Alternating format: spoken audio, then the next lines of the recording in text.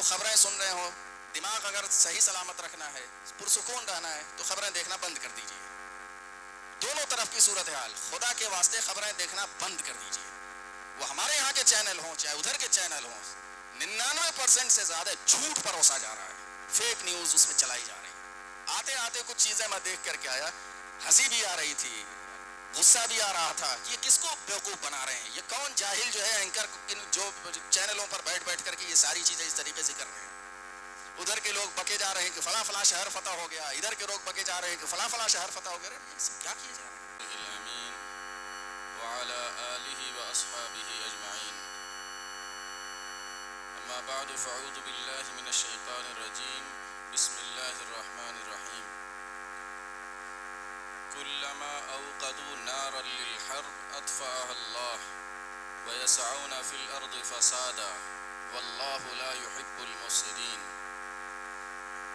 وقال النبي صلى الله عليه وسلم أيها الناس لا تتمنوا لقاء العدو واسألوا العافية فإذا لقيتموه فاصبروا أو كما قال عليه الصلاة والسلام.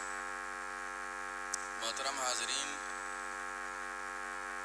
ہفتے بھر میں دنیا کا سب سے بڑا موضوع جو بن کر کے سامنے آیا ہے وہ ملکی سطح کی جنگ بن گئی ہے. اور آج کے جنگوں کے بارے میں بڑے بڑے لوگوں نے ایک بات کہی ہے، وہ یہ کہ اس جنگ کے دوران میں سچائی سب سے پہلی چیز ہوتی ہے جس کا قتل ہوتا ہے. Truth is the first casualty of the war. کہ جنگ کی جو ہے وہ سب سے بڑی سچائی وہ یہ ہے کہ اس میں سچائی کا قتل ہوتا ہے. پتہ نہیں چلتا کہ سچ کیا ہے، درست کیا ہے، حق کیا ہے. یہ مسئلہ ہمارے ساتھ اور زیادہ بڑا اس وجہ سے ہے کہ ہماری دوستی، دشمنی، محبت، سپورٹ، تعاون حق کی بنیاد پر ہوتا ہے، سچ کی بنیاد پر ہوتا ہے. ہمارا تعاون، ہمارا سپورٹ یا کسی کے ساتھ کھڑے ہونا یا کسی کے ساتھ نہ دینے کا تعلق اس کے علاوہ اور کسی چیز سے نہیں ہوتا ہے. صرف اسی ایک چیز سے ہوتا ہے کہ سچ کدھر ہے، حق کس کی طرف ہے.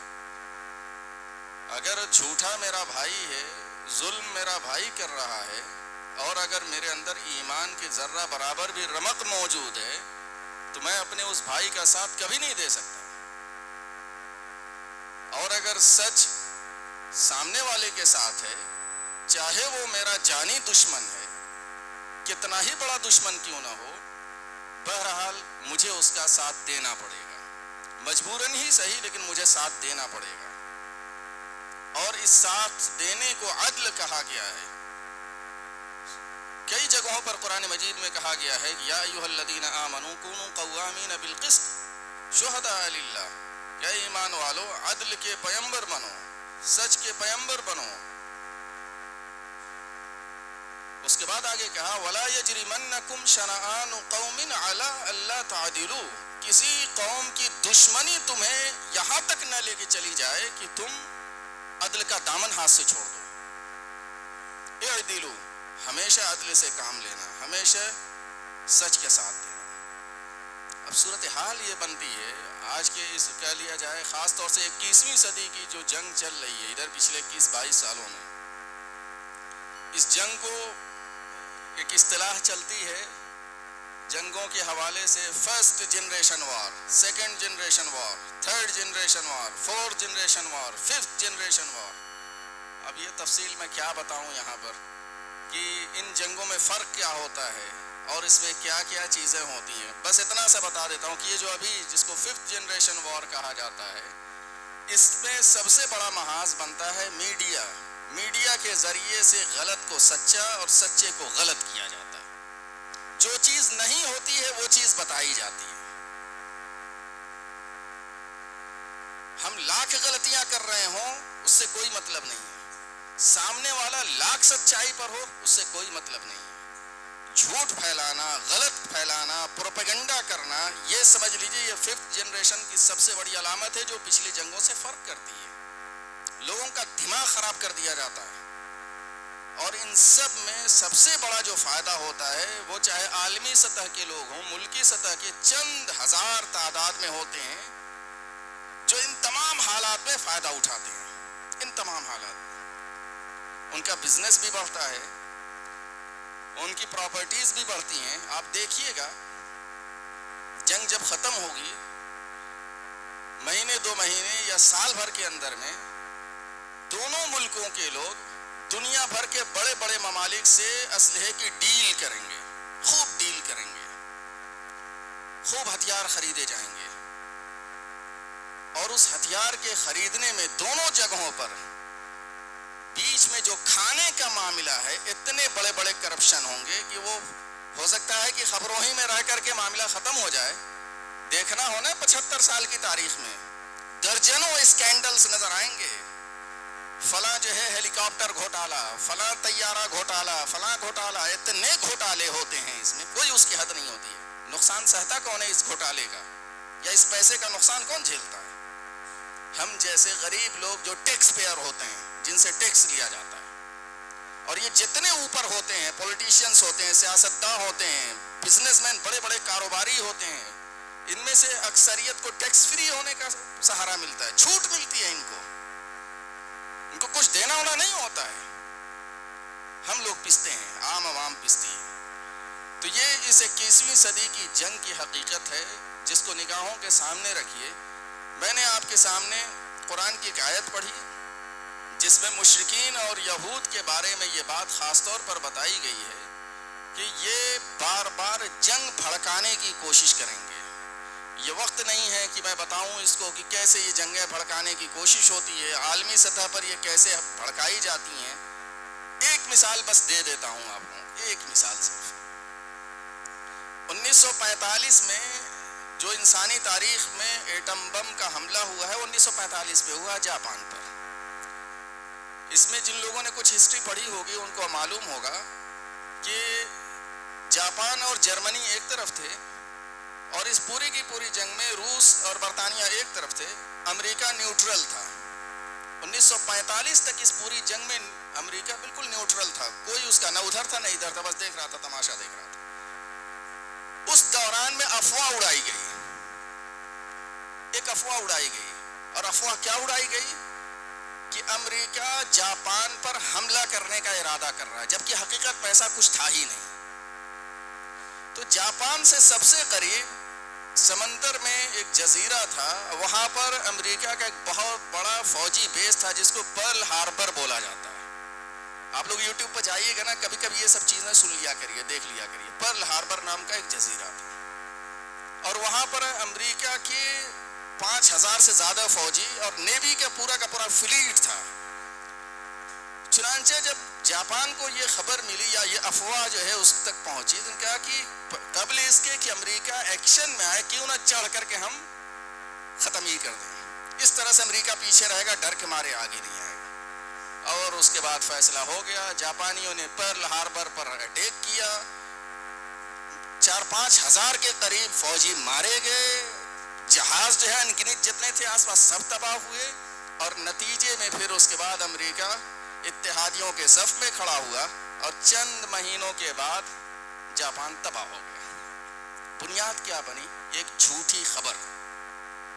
اور اس وقت کی جنگ میں بنیادی کردار جو چل رہا ہے دونوں طرف سے، جھوٹی افواہیں، جھوٹی خبروں کا تومار بڑھا ہوا ہے۔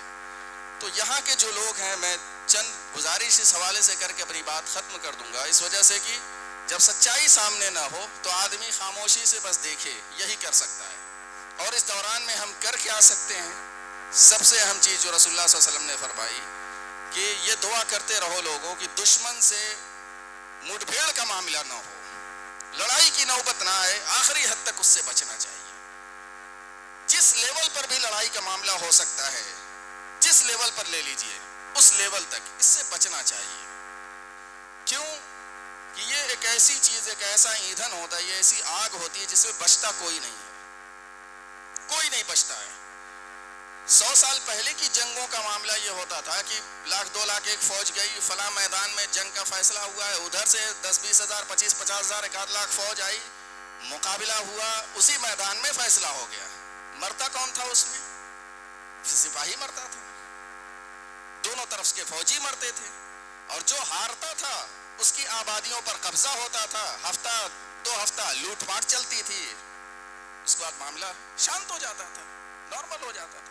اس وقت صورتحال کیا بنی ہوئی، یا آج کی ابھی کی جنگ کا معاملہ اب آمنے سامنے نہیں ہوتی ہے کہ فلاں میدان میں جنگ ہوگی، تم اپنے توپ اور آرٹلری اور فلاں لے کے آ جانا، ہم لے کر کے آ جائیں گے، ساری فوج دونوں طرف سے لڑ، نہیں بھائی، وہ گیا ٹائم، اب اس طرح سے نہیں جنگ ہوتی ہے۔ اب اس وقت صورتحال یہ بن گئی ہے کہ فوجیں کم مرتی ہیں، سپاہی کم مرتے ہیں، مرتا کون ہے؟ سب سے زیادہ بچے مرتے ہیں، سب سے زیادہ عورتیں مرتی ہیں، سب سے زیادہ بوڑھے مرتے ہیں، اس کے بعد کہیں جا کر کے نوجوان اور فوجیں مرتے ہیں۔ سب سے کم ریشیو جن کا نکل کے آتا ہے وہ فوجوں کا آتا ہے، مرتے یہی ہے بیچارے۔ اور تو اور پھر دیکھ لیجئے، جنگ ختم ہونے کے بعد اس کے نتائج اور اس کے اثرات بھی سب سے زیادہ کون جھیلتا ہے؟ عوام جھیلتی ہے۔ اب میں آپ کو مثال دے رہا ہوں، ابھی بہت واضح طریقے سے سمجھیے گا۔ پچھلے 50-60 سالوں میں ہمارے رہنے سہنے کا جو کچھ بھی معاملہ ہے وہ انحصاریت بڑھ گئی ہے، ڈپینڈنسی ہماری بڑھ گئی ہے۔ مثال کے طور پر اگر یہ بجلی نہ رہے، 10 گھنٹہ صرف نہ رہے، کیا حال ہوتا ہے ہمارا؟ 6 مہینہ پہلے، 8 مہینہ پہلے جو ہے بجلی کے جو ہے کرمچاری ہڑتال پر چلے گئے تھے، اعظم گڑھ کے شہر کی وہ بری دشا ہو رہی تھی یا حالت ہو رہی تھی، وہ دیکھنے کے لائق تھی۔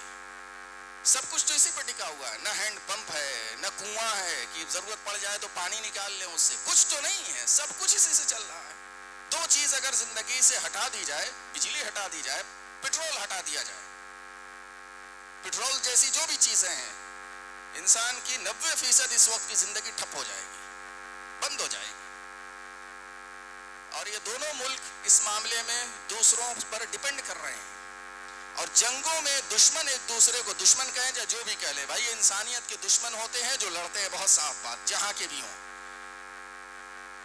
لڑتے ہیں جب تو کوشش یہ کرتے ہیں کہ جو ریسورسز ہیں، جو ریسورسز اس طرح کے ہیں، جو ذرائع ہیں جس سے انسانی زندگی چل رہی ہے تو اس کو تباہ کر دیا جائے، اس سے عوامی پریشر پڑے گا، عوام ہار جائے گی، عوام سست پڑ جائے گی، تو اس کے بعد جیت ممکن ہو جائے گی۔ روس اور یوکرین کے جنگ میں ایک بہت بڑا ٹینشن پورے یورپ کو جو رہا ہے پچھلے 2-3 سالوں میں، آپ لوگوں کو بس بتا دے رہا ہوں میں، اور لوگ جو پڑھے لکھے ہیں ان سے گزارش کروں گا کہ تھوڑا سا پڑھنے کی کوشش کریے، سمجھیے کہ یہ صورتحال جنگ کی کتنی خطرناک ہوتی ہے۔ یورپ میں ٹھنڈی کے زمانے میں جو ٹمپریچر ہوتا ہے وہ 40 سے 60 کے آس پاس چلا جاتا ہے، مائنس میں، -60 سے 40 سے 60 کے قریب چلا جاتا ہے۔ یورپ میں گھر کو ہیٹ کرنے کے لیے، گرم رکھنے کے لیے گیسز کی ضرورت ہوتی ہے، اور اس کا پورا گھروں میں انتظام ہوتا ہے، اور یہ گیس فراہم کرنے والا ملک روس ہے، سب سے زیادہ روس فراہم کرتا ہے۔ اس نے تھوڑی سی مقدار کم کر دیا کیونکہ یورپ یوکرین کا ساتھ دے رہا تھا، تو اس نے گیس کی سپلائی کو کم کر دیا۔ پریشانی یہ ہوئی کہ کیسے ٹھنڈک گزرے گی ہماری، ٹھنڈک میں تو ہم لوگ ٹھٹھر کر کے ہی مر جائیں گے اس طریقے سے۔ یہ ایک مثال میں آپ کو صرف دے رہا ہوں، باقی اسی طریقے سے انفراسٹرکچر پر، بجلی کے جو پروڈکشن کے جو سینٹر ہوتے ہیں جہاں بجلی پیدا ہوتی ہے اس پر حملے ہوتے ہیں، نتیجہ کیا نکلتا ہے؟ جھیلتا سب سے زیادہ کون ہے؟ عوام جھیلتی ہے۔ وہ اخلاقیات کی، یہ اخلاقیات جنیوا کنونشن 1949 کا کہ دونوں فوجیں یہ نہ کریں، ان کے عوامی اس پر حملہ نہ کریں، ہاسپٹلز بنائیں، یہ سب کے سب بکواس اب ہو کر کے رہ گئی ہیں، کوئی مطلب اس کا نہیں رہ گیا، کوئی مطلب نہیں رہ گیا۔ سب پر، ہاسپٹل پہ بھی حملہ ہوتا ہے، اسکولوں پر بھی حملہ ہوتا ہے، یہاں تک ایمبولینسز پر حملہ ہوتا ہے، سب چیز پر حملہ ہوتا ہے، کوئی قاعدہ قانون نہیں ہوتا ہے آج کی اس جنگ میں، سمجھ لیجیے۔ تو یہ کتنی خطرناک ہو سکتی ہے، ہم لوگوں نے تو دیکھا نہیں، اس وجہ سے ہم کو احساس نہیں ہے، یا میرے خیال سے یہاں پر جو موجود لوگ ہیں لوگ، انہوں نے بھی کبھی اس طرح کی جنگی صورتحال نہیں دیکھی ہوگی۔ اللہ کا شکر ہے کہ ہم لوگ ایسے علاقے میں پیدا ہوئے جو سیکیورٹی کے اعتبار سے کوئی اہمیت کا حامل علاقہ نہیں ہے، نہ کسی دشمن ملک سے اس کی سرحد مل رہی ہے، نہ کوئی آس پاس کی جنگی یا کہہ لیں کہ فوجی تنصیبات ہیں کہ جس کی وجہ سے دشمن کے حملے کا کوئی خطرہ ہو، کچھ نہیں ہے اس طرح کی چیزیں۔ اس وجہ سے ہم کو یہ احساس نہیں ہوتا ہے یا نہیں ہوگا. لیکن ایک بات یاد رکھیے گا کہ جنگ جتنا بڑھے گی اور جنگ کے بعد کی جو صورتحال ہوگی، ہماری انکم، ہماری زندگی گزارنے کا معاملہ اتنا ہی مشکل ہوتا جائے گا. جنگ کے نقصانات کی بھرپائی کہاں سے ہوگی؟ ٹیکسز کی شکل میں ہوں گی. صرف یہی نہیں، جو اس میں شامل ہوں گے سب کو ٹیکسز دینے پڑیں گے، اور اتنے ٹیکس دینے پڑیں گے. بس مثال دے کر کے بات ختم کر دے رہا ہوں. دونوں ملک کتنا قرض میں ڈوبے ہوئے ہیں، باہر کے ممالک سے کتنا قرض میں ڈوبے ہوں، بس اس مثال سے سمجھیے گا. ہمارے ہاں اگر 100 روپیہ پیدا کیا جاتا ہے، پروڈیوس کیا جاتا ہے، جنریٹ کیا جاتا ہے، 83 روپیہ اس میں قرض کو ادا کرنے کے لیے دیا جاتا ہے. صرف 17 روپیہ ہمارا ہوتا ہے جتنا قرضے میں ہم ہیں. جا کر کے تلاش کر لیجئے گا اس کے ڈیٹاز وغیرہ. اور پڑوس کے لوگ بھی جو ہے، جو دوسرا فریق یہاں پر ہے اس جنگ میں، اس کو 100 روپیہ میں سے 70-72 روپیہ دینے پڑتے ہیں. اتنے قرض میں ہم لوگ ہیں. ایک شخص پیدا ہوتا ہے یا ایک بچہ دنیا میں آتا ہے تو کئی ہزار قرضہ لے کے پیدا ہوتا ہے اور وہ دینا پڑتا ہے. اس کو جھیلے گا کون؟ فیس کون کرے گا؟ مسائل کو کون جو ہے وہ سب سے زیادہ اس میں مبتلا ہوگا؟ وہ عوام مبتلا ہوگی. کروڑوں لوگ تو 5 کلو اناج پر جی رہے ہیں، وہ 5 کلو 2 کلو ہو جائے گا، یا 2 کلو بھی شاید نہ ملے. تو یہ ہوتی ہے جنگ کی صورتحال، جس سے بچنے کی بہرکیف اللہ کے رسول صلی اللہ علیہ وسلم نے دعا سکھائی ہے. باقی یہ کہ دشمن سے جب مقابلہ ہو تو کیا کیا جائے، دشمن کون ہو سکتے ہیں، کون ہوتے ہیں، ان سب پر بات کرنے کا یہاں کوئی مطلب بھی نہیں ہے، کوئی موقع بھی نہیں ہے.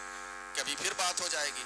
بس یہی آپ لوگوں سے میں ایک دو اور بات کہہ کے بات ختم کر دے رہا ہوں کہ اگر آپ لوگ خبریں سن رہے ہو، دماغ اگر صحیح سلامت رکھنا ہے، پرسکون رہنا ہے، تو خبریں دیکھنا بند کر دیجیے. دونوں طرف کی صورتحال، خدا کے واسطے خبریں دیکھنا بند کر دیجیے.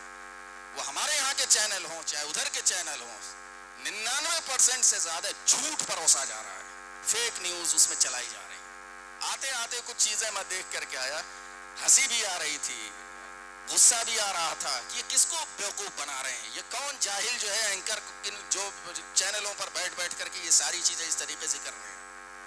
ادھر کے لوگ بکے جا رہے ہیں کہ فلاں فلاں شہر فتح ہو گیا، ادھر کے لوگ بکے جا رہے ہیں کہ فلاں فلاں شہر فتح ہو گیا. یہ سب کیا کیے جا رہے ہیں؟ کس کو الو بنا رہے ہیں، کس کو بیوقوف بنا رہے ہیں؟ تو جھوٹ اتنا پروسا جا رہا ہے. مت دیکھیے یہ سب چیزیں، نارمل آئے، بالکل نارمل پوزیشن میں رہیں. دعا کریں کہ یہ معاملہ شانت ہو جائے. اس میں بھلائی پوری دنیا کے لیے. اور یہ بات ذہن سے دونوں طرف کے لوگ نکال دیں، دونوں طرف کے لوگ نکال دیں کہ ہم ایک دوسرے کو ختم کر دیں گے. یہ سب نہیں ہونے والا ہے. کوئی کسی کو ختم نہیں کر پائے گا. یا تو دونوں ختم ہو جائیں گے یا دونوں باقی رہیں گے. اور دونوں ختم نہیں ہوں گے، پوری دنیا ختم ہو جائے گی. یہ بات بھی سمجھ لیجیے گا. جس طرح کے ہتھیار دونوں کے پاس ہیں، بچے گا کوئی نہیں.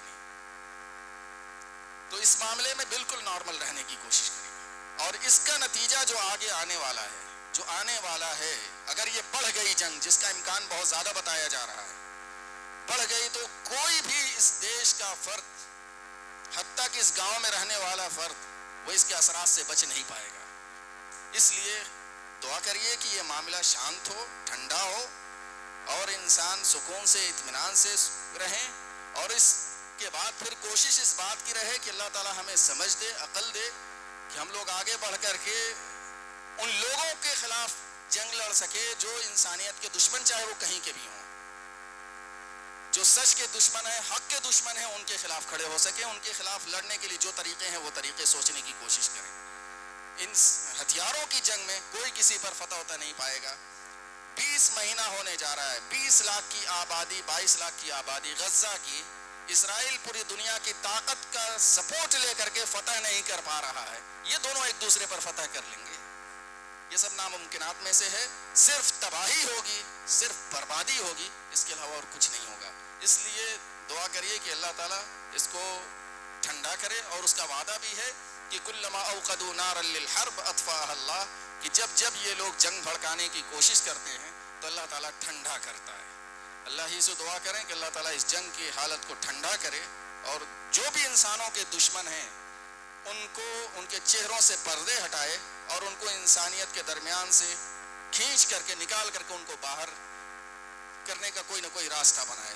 اقول قولی ھذا واستغفر اللہ لی ولکم اجمعین فاستغفروہ انہ هو الغفور